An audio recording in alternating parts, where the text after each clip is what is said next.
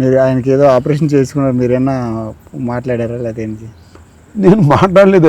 అది అంతకుముందు ఆయన ఆపరేషన్కి వెళ్ళకముందు ప్రెస్ మీట్లో అడిగారు. ఏది ఆ రోజున క్యాబినెట్ సమావేశం జరిగింది, ఆ క్యాబినెట్ సమావేశానికి ఆయన రాలేదు. ఆయన క్యాబినెట్ సమావేశం రాలేదు, మీ కామెంట్స్ ఏంటని విలేకరులు అడిగారు. ఇవాళ కూడా రాలేదా? ఆయన అసలు క్యాబినెట్ సమావేశాలు చాలా ఎగ్గొడుతున్నాడు. చంద్రబాబు నాయుడు గారు క్యాబినెట్లో తీసుకునే నిర్ణయాలు ఆయనకు నచ్చక రావడం లేదో, మరి ఎందుకు రావట్లేదో వాళ్ళిద్దరికి తెలియాలి. ఒకసారి ఏమో వాళ్ళ అమ్మగారికి బాగోలేదు వెళ్ళిపోయాడు, ఇప్పుడేమో బాంబే ఆసుపత్రికి వెళ్ళిపోయాడు. ఇట్లా క్యాబినెట్ని ఎగ్గొట్టడానికి అనేక రకాల నాటకాలు జరుగుతున్నాయి. ఆ నాటకాలు ఏంటో వాళ్ళిద్దరికి తెలియాలి, మనకేం తెలియదు అని చెప్పాను తప్ప ఈ హాస్పిటల్కి వెళ్ళటం నాటకం అన్నానని చెప్పేసి తెలుగుదేశం ఛానల్సే ఎక్కువ మాట్లాడుతున్నాయి.